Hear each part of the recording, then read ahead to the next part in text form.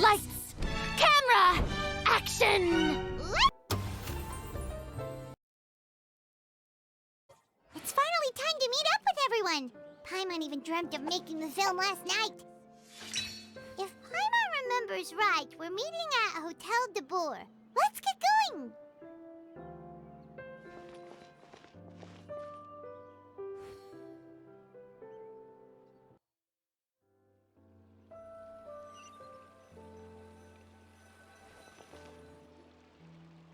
Ayaka! Yoimiya! You're already here! Good morning. Xavier said yesterday afternoon went well. Yeah, and how about you, Ayaka? What were you up to yesterday? After we split up, Ayato went to see Udex Nervillette at the Palais Mermonia. I was originally thinking of going with him, but he said he could manage it himself. He told me to go see the sights around Fontaine and to enjoy the local culture. So I rode the aqua bus with Yoimiya and visited the opera house on Aranias Island. Yeah, you wouldn't believe what we saw there! 2 mechanical puppets that were dancing together! You've already seen them, right? Yeah, those two!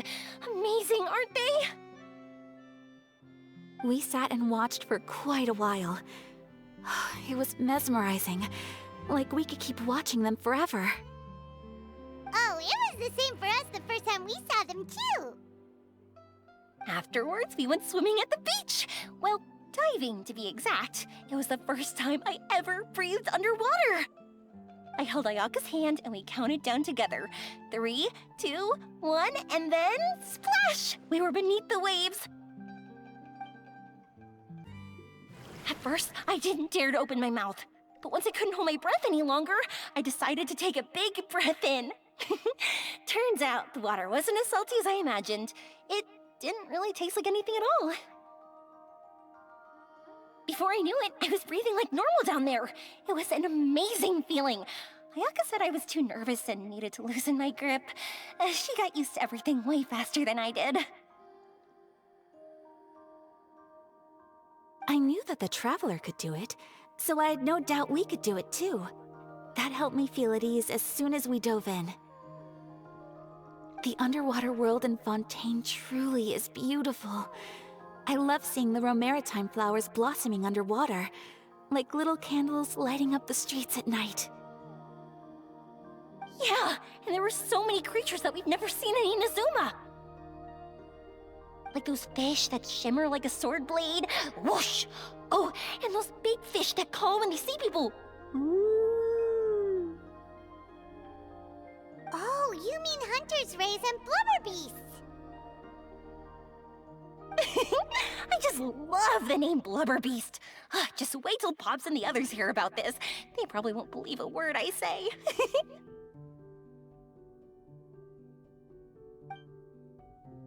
Yoimiya was down there for quite a while.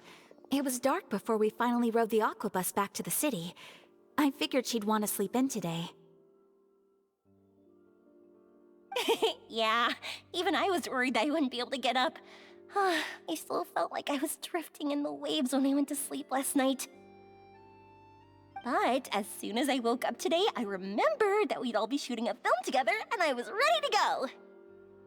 Speaking of the film, where's everybody else?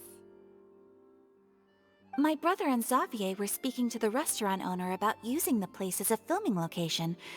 They should be here soon. As for the others, We're here.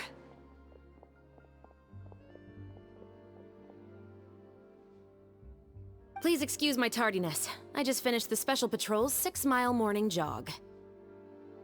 Wait, 6 miles? I'm so tired. I heard you all chatting, so I decided to come down. I sure could use some of that endless energy everyone else has. Good morning, everyone. Morning. Can someone fetch me a cup of coffee?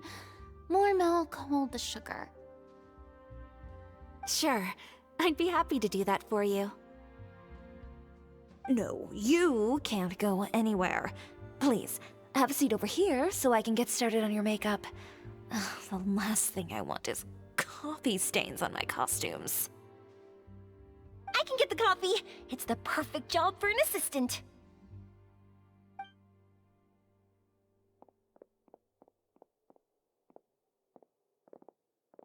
Ugh, so much energy.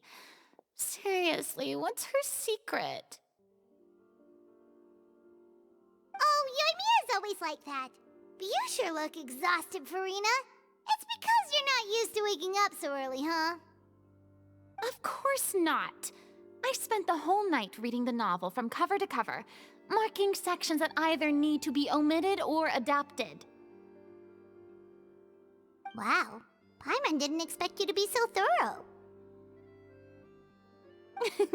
Well, I was the biggest star in all of Fontaine after all. It takes more than just a pretty face to earn a reputation like that. I know how to get serious when the situation calls for it. I went all out when I was acting as an Archon, so why wouldn't I do the same for my own life? Here's your coffee, Director Farina.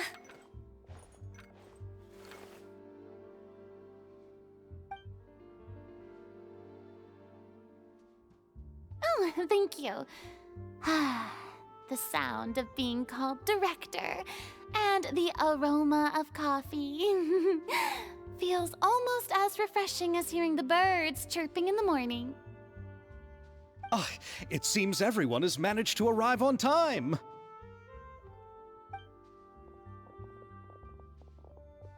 We've reached an agreement with the restaurant owner. We are free to use the second floor to shoot our film. Really? That's great! He is really looking forward to our film, and hopes that providing his restaurant as a filming location will attract more customers. Well then, Mr. Xavier, I'll leave the rest to you. Okay, thanks.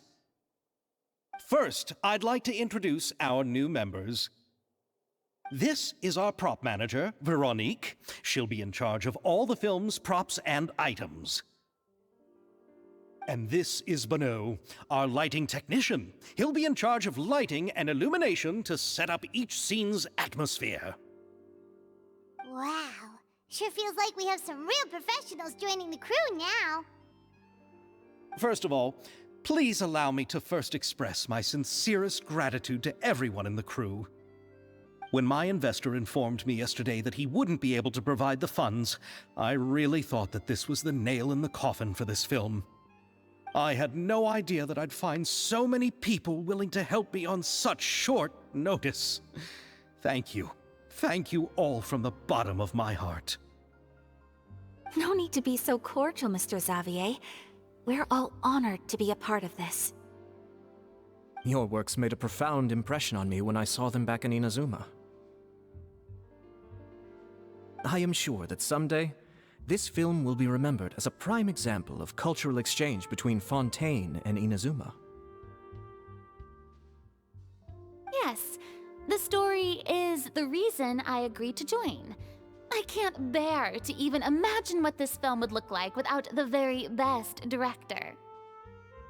Anyway, I would like to make a promise to everyone that as the producer of this film, I'll do whatever I can to ensure that everything goes as smoothly as possible. This is not just my film. It also embodies the thoughts and feelings of every person here, as well as the endless effort we are about to pour into it. So, without further ado, the Two Musketeers will officially begin filming now! You may take it from here, Director Farina.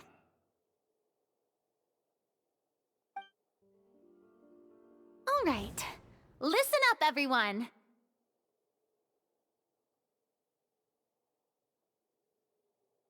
The first scene takes place when the two young musketeers are living at the Baron's home, still unaware of all that is about to happen to them. We'll need props and lighting to set the scene. Our lead actors can go get their makeup done, and extras, please take this time to go over your positions. Whoa. Seems Farina's really kicking things into gear as the director. Is everyone clear? I don't want anyone traipsing around the set like umbrella finches. All right, cameras will start rolling as soon as the set is ready. Let's make a film that'll make some serious waves in Fontaine. Not the kind of waves that drown people. I mean, the good kind of waves.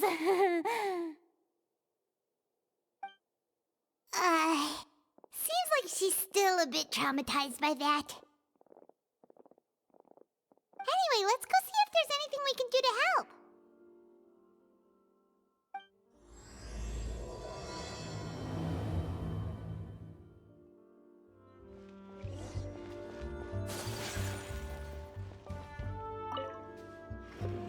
How about here? A little more to the left. You got it. Hey, Yoimiya, do you need a hand? No, I'm fine. You know, doing the lighting is kind of like designing a fireworks show. It's interesting to imagine what kind of atmosphere the lights will create.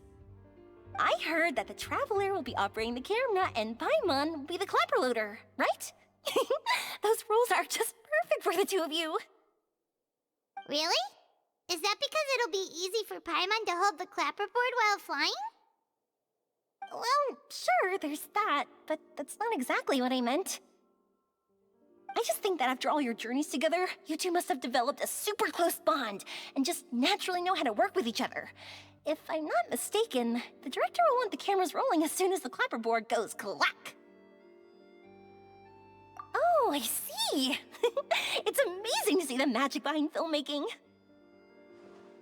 Yoimiya, we need lights over there, too. Oh, on it! I've got to get back to work. Chat with you later. Oh, it's exciting to see so many people working together to bring the film to life.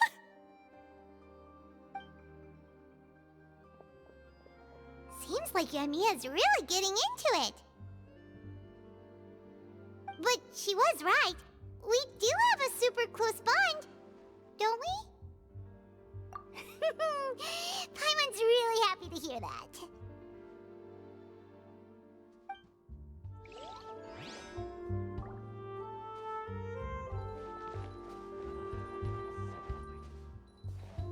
I don't need any help here.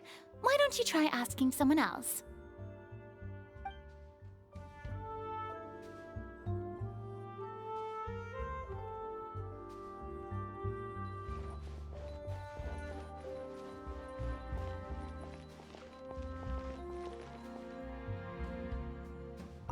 Ah, so this is what a musket looks like.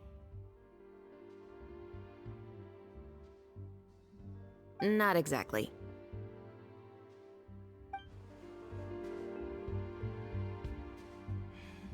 If you want tea or water, just help yourselves.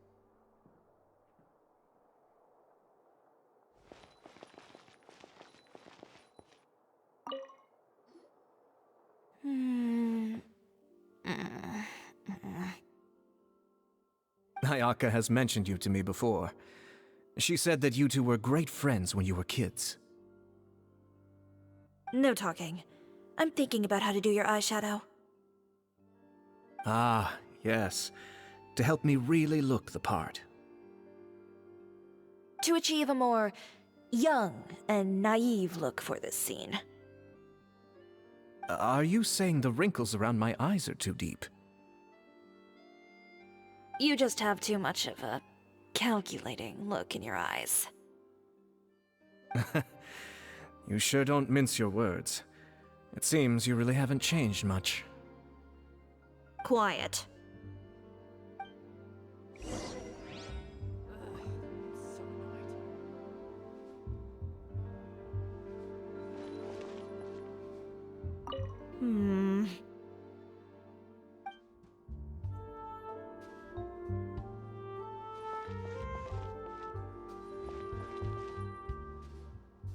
So, this is a real musket?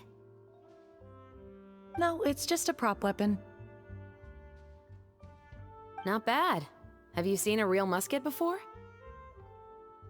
Only in books and newspapers. I made this one based on the relative shape and proportions I saw in reference images. When we're filming, some special gunpowder will be applied around the muzzle, which will help create the flash and smoke effects of a real gun being fired. Which means it'll be up to the actors to portray the recoil. That's right. The sound effects for gunshots will also be added in post-production. Thank you, Veronique. I think I know where to start now. However, the musket's gears and firing pin could still use some work. Adding some wear on the metallic components will make them appear more realistic. Also, be sure to rub the muskets with some oil each time before we start shooting. That'll give the impression that the firearms have been well maintained. Good point. You seem to know a lot, Miss Chevres. I assume you use these types of firearms on a regular basis? Yes, I perform routine maintenance on my weapons every day. Just like we as people need to eat and sleep, muskets need to be cleaned and maintained. I also perform similar care for my sword every day, and familiarize myself with its shape and weight, to the point where it feels like a natural extension of my body. Yes, this way, our weapons will never betray us in the heat of battle. Yes, well said. It seems we have the same philosophy on this topic. Oh, sounds like they found a common interest to talk about. Though these props differ from the muskets I use, I can still give you some pointers. Good. I look forward to your instruction. First and foremost, never point the weapon at anyone, regardless of whether it's a real or prop weapon or whether you're holding it or it's on the table. This holds for any time when you're not actively engaging an enemy. Okay, understood. When aiming the musket, extend your arm so that it's level with your shoulder, and use your eye to look down the weapon's sights. Like this? Not bad. Now, try saying your lines. This is the end of the road for you.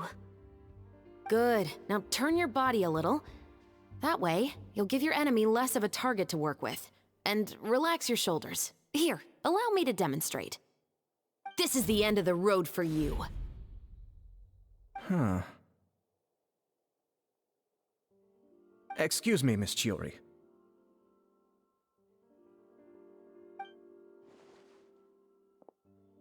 Director Farina, there's something I wish to discuss with you. Oh? What is it? Like this?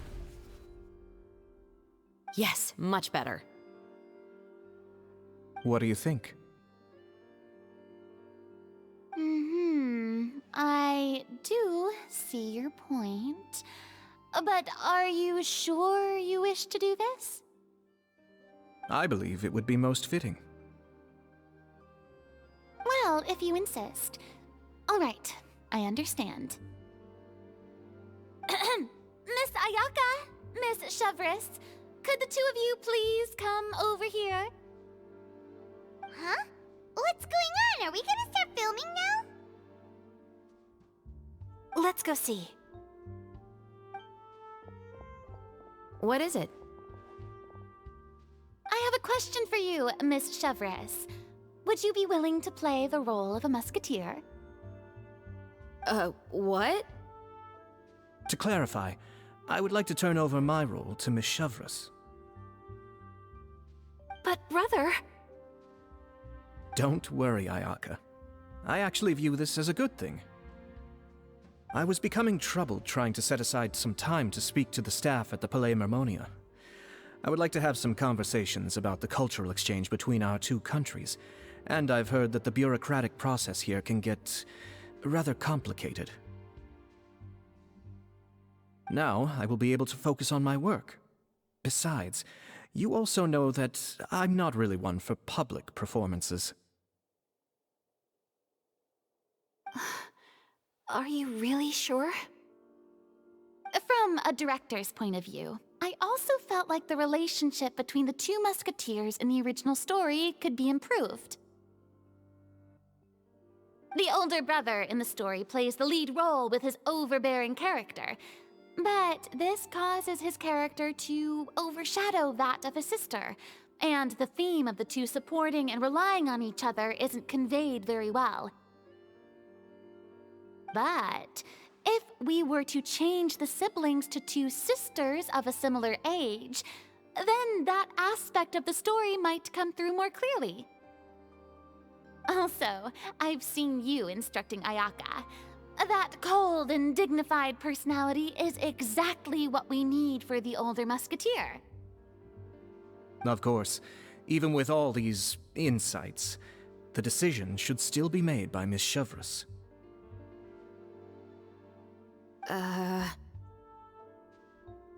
Shevrёz mentioned that she really likes the story, right? Paimon bets that she'll take the role.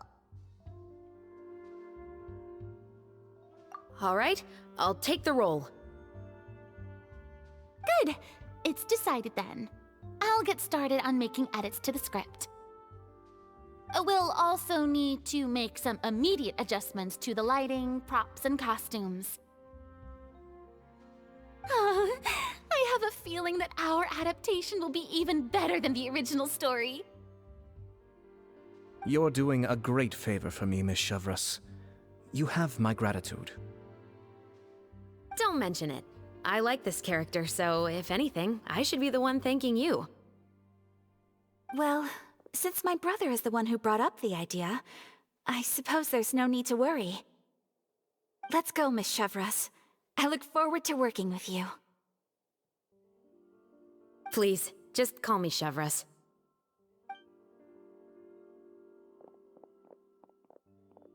Seems like you're really going out of your way to solve the problem I was having with your makeup. Surely you jest, Chiori.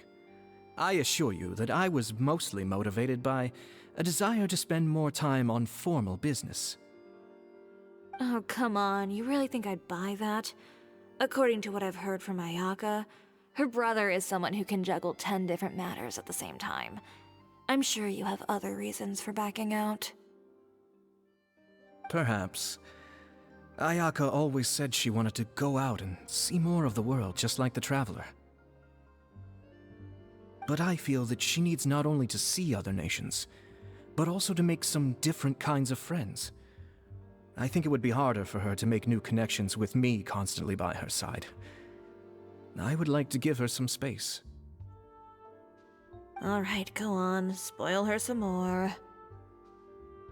Ayato! It's too bad you're stepping down from the role. Paimon really wanted to see you act as a musketeer. No need to poke fun at me. I'd wager that you also felt that I wasn't the best candidate for the role. It's a little hard for Paimon to imagine you saying those lines. Yes, I've made an appointment to meet some people from the Palais Mermonia. Now, I will have some more time to prepare. Traveler, get the camera ready. Paimon, get the clapperboard. Actors, to your positions. We're about to start shooting the first scene. Go on now. And please take good care of Ayaka. Yep, don't worry. Thank you. I look forward to seeing the film when it's finished.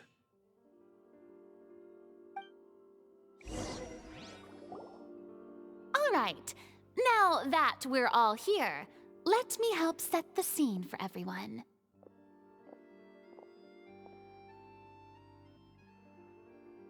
The first scene takes place when our two main characters are still living at the Baron's estate. They've been ostracized and verbally abused by others in the household, but they still have no idea why. We want to capture how naive and innocent they are, despite their pain. Shevrёz will be playing the role of the older sister, Tulip, and Ayaka will be the younger sister, Iris. Be sure to get close-ups of the main characters at the right moment. Silence on the set! Lights, camera, action! Let's go! Tulip, Mother's been out for quite a while now. Perhaps she went to pick some flowers on the way home. You know how she loves flowers. Iris, Tulip, I'm home!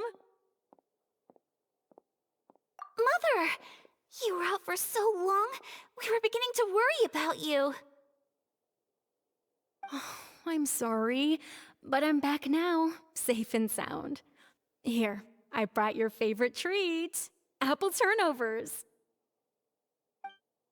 Mother, what are those bruises on your hand? Huh? What bruises? Oh, I must have bumped into something while I was working yesterday. But I didn't notice them this morning. Then perhaps they're from when I accidentally tripped when I was out just now. By the way, did you have fun playing at home?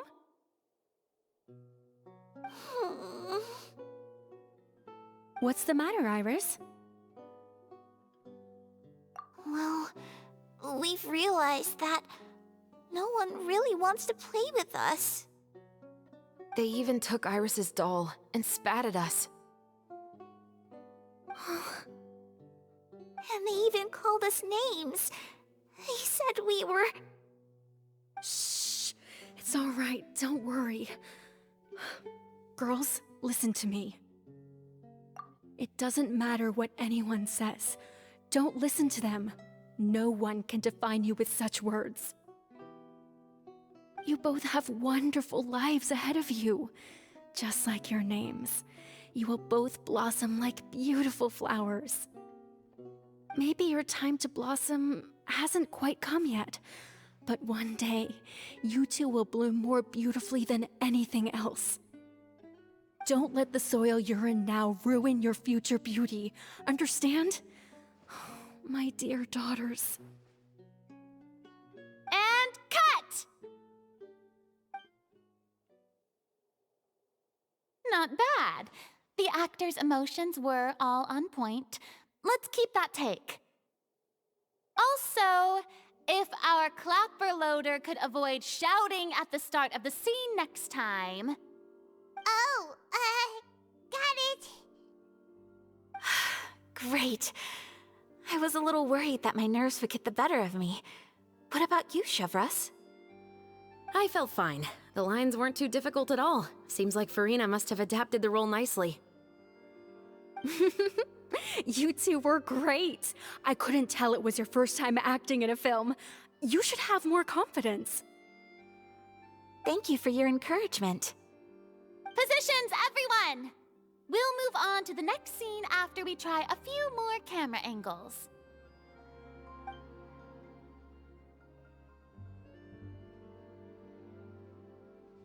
This scene is when our two characters return home, only to discover their mother has been murdered. Ready? Lights! Camera! Action! Mother, we're back. Mother?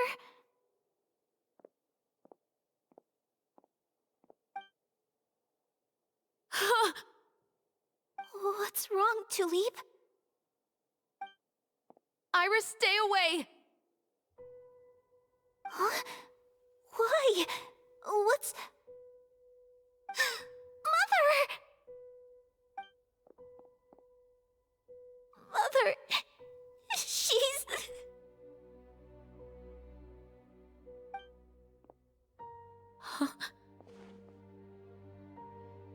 There's poison in this cup. Huh? I could have sworn I've seen this kind of cup before. Those aristocrats. They didn't even try to cover up their actions.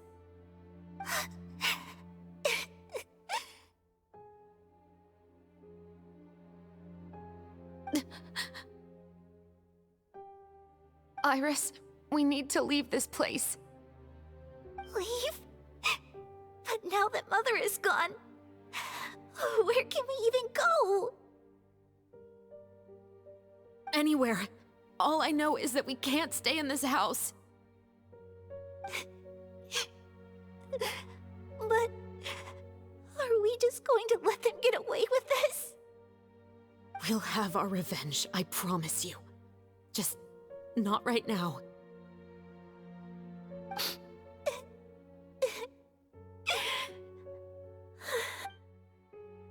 Come on, let's go. No, wait. We can't just leave Mother here like this. At least let me leave this rose with her.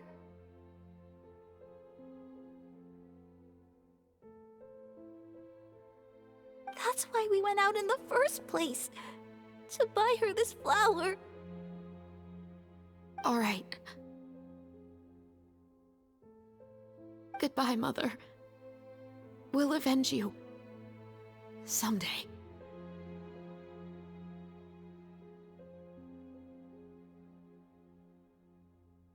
And cut! Beautiful! Great performance! Oh my, you're so amazing, Ayaka! And were those real tears I saw? How did you do it? I was surprised too. Thank you for the kind compliments. Actually, as soon as Director Farina said action, I told myself not to think about anything. I just felt the weight of the moment and became the character. It's quite similar to practicing the art of the sword. You clear your mind and focus only on what's happening in front of you. Ayaka's performance was amazing. Have I discovered an acting prodigy? Pipe down, everyone! We need to move on to the next scene!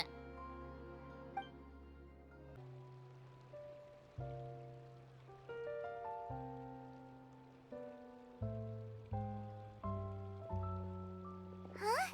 Are we done already? But Paimon wants to keep playing with the clapperboard. How do you feel, Traveler? Is your arm sore from holding the camera all day?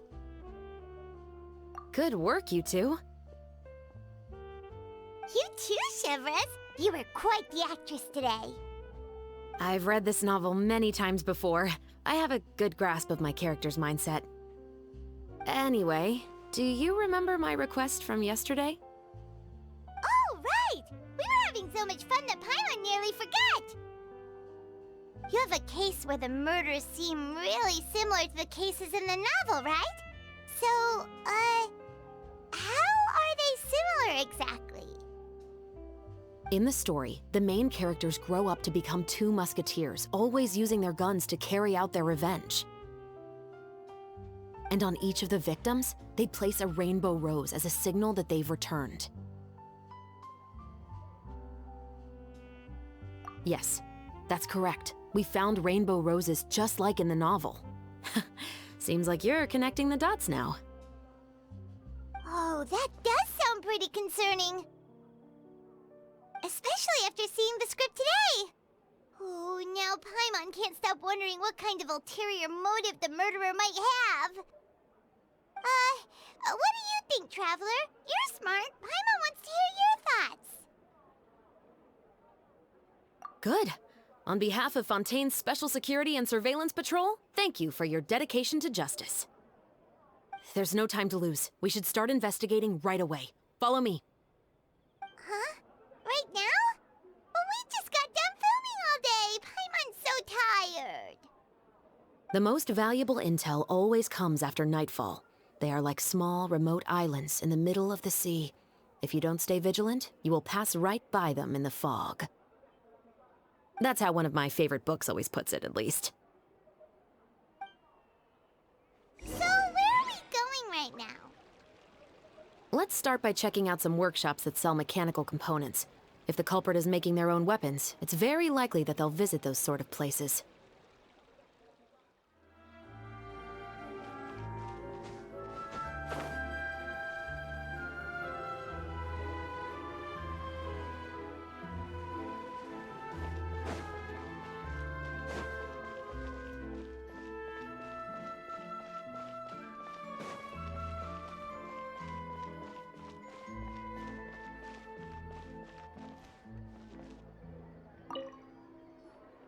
Welcome to Le Show's Clockwork Workshop. How can I help you? Hello. I'd like to know if anyone has purchased some special components lately. Special components? Sorry, could you be more specific? I mean the kind of components that aren't typically used for clockwork toys, but for firearms. Huh? For firearms? No, we don't sell those sort of things here. Don't misunderstand. I'm not here to cause any trouble. We are merely investigating a case, and we're hoping that you could cooperate. Well, to be completely honest, I'm not even sure what kind of components that would entail. Has anyone ever purchased components here as an individual rather than on behalf of an organization? We have a lot of customers who buy toys, but those who buy components are all regular customers who buy in bulk on behalf of their organization. Is that so? I understand. Thank you for your cooperation. You're welcome. It's the least I can do.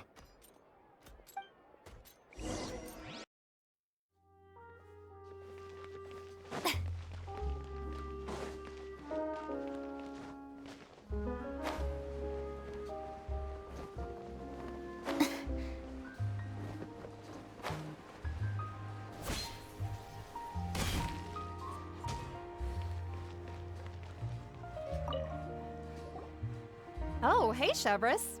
Run out of oil for your musket again? Hello, Estelle. I want to know if anyone has come to your shop recently to order some firearm components. Oh, is this another case? Let me think. I don't think so. Some people have requested that I make some prop guns for the Fontanalia Film Festival, but I refused all of those requests. Oh? Why's that? Because there's no profit! I only make things here that can do some real heavy lifting. I don't have the energy to make some new molds just for the festival. Then has anybody come specifically looking for mechanical components? Well, I usually sell off my scrap to the Fleuve Cendre. I don't typically give them to one specific person. I understand. Thanks for your cooperation. Don't mention it. Always happy to have the Musketeers' patronage. Seems like we haven't found any leads to go off yet. Yeah, unfortunately. All right, let's head to Fleuve Cendre next. Huh? Are you sure? People might not be so thrilled to see the captain of the special patrol there. You think so, huh? Then I guess you don't know. Huh? Know what? That I grew up in Fleuve Cendre.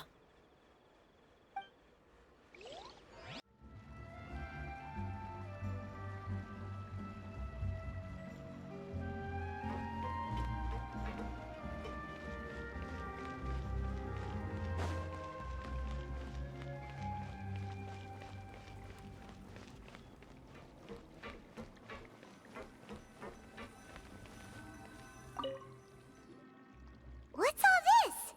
Some broken planks and barrels, as well as some liquor bottles? Yes, but have a closer look, Paimon. Hmm? Even though somebody has purposefully tried to clean them up, these are obviously marks from musket bullets.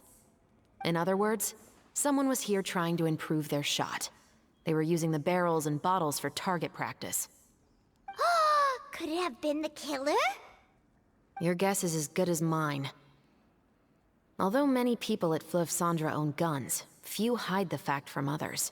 And even fewer would go to such lengths to hide markings from practice shots. Anyway, let's go. There might be more to this.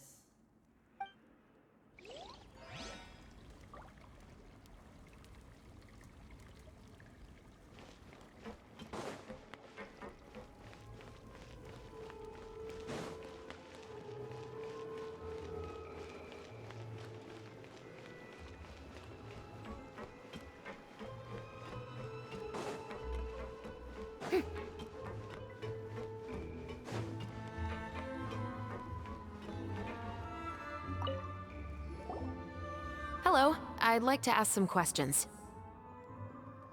I don't know anything. Don't worry, I'm not here to arrest anybody. You say that now. It's the truth. Here, take this as my guarantee. Wait, did Paimon just see what she thinks she saw? Is the captain of the special patrol bribing a citizen? Seems you're different from the other guards. What do you want to know? Have you heard anything related to muskets in Fleuve Cendre lately? Anything at all? Muskets, huh? All I know is that about 2 weeks ago, we started hearing some loud noises at night. So loud that it's been waking me up. Were they gunshots? Possibly. It's hard to tell around here.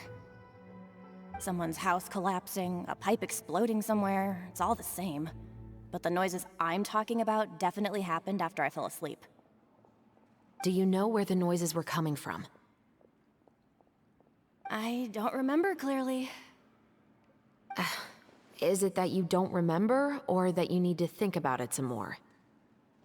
You tell me. Then please, think about it some more. She's giving her even more Mora! The noises came from the end of the Southern Waterway. I came out and had a look for myself when I wasn't sleeping well, but I didn't dare get too close. That's all I know. All right, I'll take your word for it. Thanks for the pâte de fruits.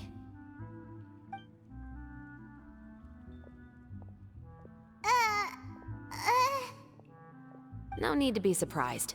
I grew up here, remember? I know how to get people around here to talk. My apologies, I'm all out of sweets. Though I do have some other tempting snacks in my custody. Fries, fried chicken, and even onion rings. But taking care of junk food is my responsibility. You're better off sticking to your normal, nutritious diet. Now then, let's keep going.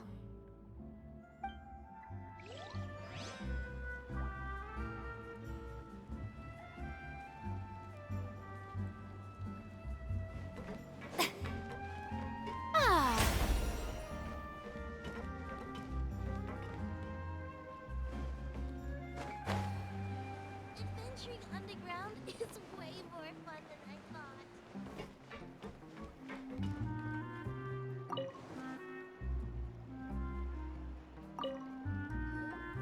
It's been a while, Tetro.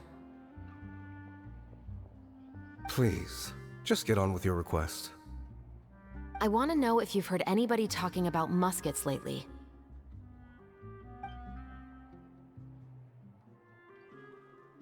Information isn't free, you know. I've heard that bandits have been extremely active in the countryside recently, and they've been affecting the delivery of goods to Poisson. I can allocate some more manpower to help out with that problem. What do you say? You're still as helpful as ever. One of our men got drunk at dinner about a month ago and lost his gun. 3 days later, it turned up in the corner here. What's weird about that? He just forgot where he put it, right? This is Fleuve Cendre, my friend. Anything of value left in the tavern won't ever make it to the next day. But that gun turned out to be an exception. It didn't get any new wear and tear on it, and didn't even appear to have been fired. We were quite mystified as to what could have happened. I suspect it came back because the weapon was already known to the guards. You mean, a criminal was afraid the Marechaussee Phantom would use the shot marks to track them down? Maybe. But if that's the case, the culprit really took great care to avoid getting caught. I didn't say anything about a criminal. In Fleuve Cendre, knowing who was killed is as easy as knowing what clothes you're wearing today. It's the guy living in the east side, isn't it? I've never liked him. Every time he's here, he just orders a drink and sits there with a nasty look in his eyes. So, who was the one who lost the gun in the first place? Don't bother. Even if you asked, he wouldn't admit to owning a gun to some strangers. Not to mention the captain of the Special Security and Surveillance Patrol. He's right. I know you grew up here, Shevrёz. Even though you're on good terms with the Spina, you've still been gone too long. Not many people know you here now, and a lot of people don't like the Special Patrol. I know. So take my advice and don't show your face too much around here. It's for your own safety. I'll come and go as I please, and I'm afraid I'll be appearing more often due to my work. All right. Don't say I didn't warn you.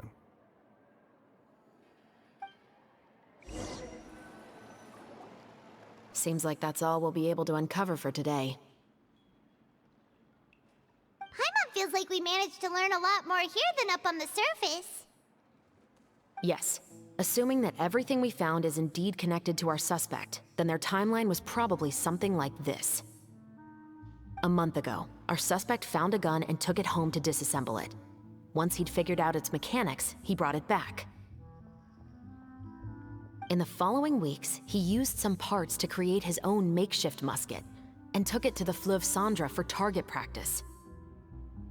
Then, a few days ago, he found his target and carried out the murder. Once the deed was done, he left a rainbow rose on the body, just like the scene in the novel.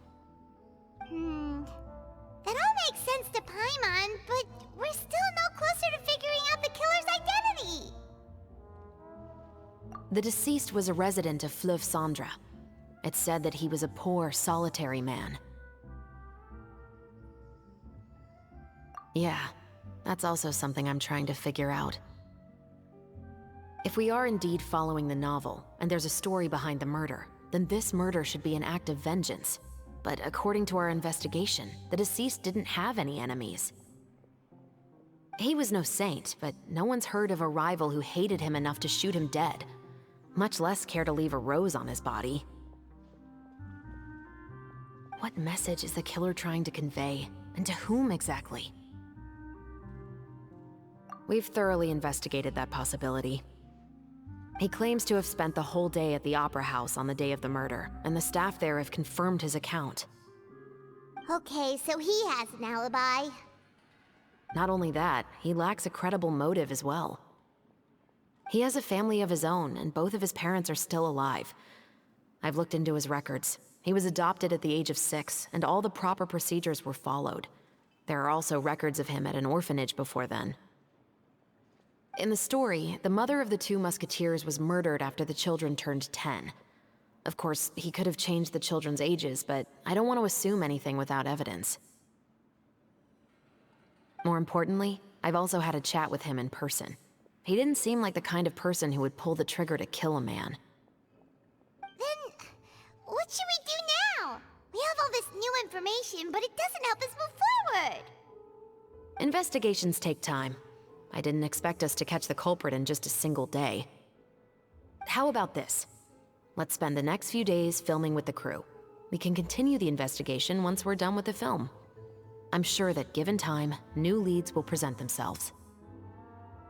Wait, but weren't you saying Intel is like small, remote islands in the middle of the sea just a moment ago? Wouldn't you just miss them if you were to stop looking? Ah, but the book had more than one reference to the islands, Paimon. Oh? What else did it say then? As long as you spend enough time sailing through the fog, you'll eventually come across an island.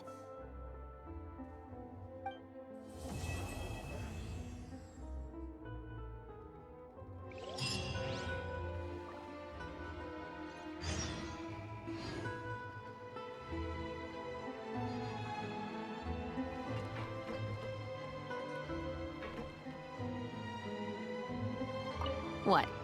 Never thought that the captain of the Security and Surveillance Patrol could come from the Fleuve Cendra? You mean rising through the ranks? It was a struggle, for sure. But as long as you can distinguish yourself through your accomplishments and skills, you'll eventually be recognized for your worth. If you look at it another way, my life at Fleuve Cendra has actually taught me a lot of valuable skills. Skills like how to barter with criminals or how to think in their shoes. Of course, I'd appreciate it if you could keep this a secret between us.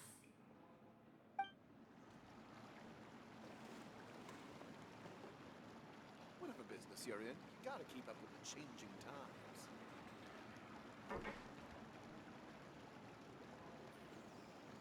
times.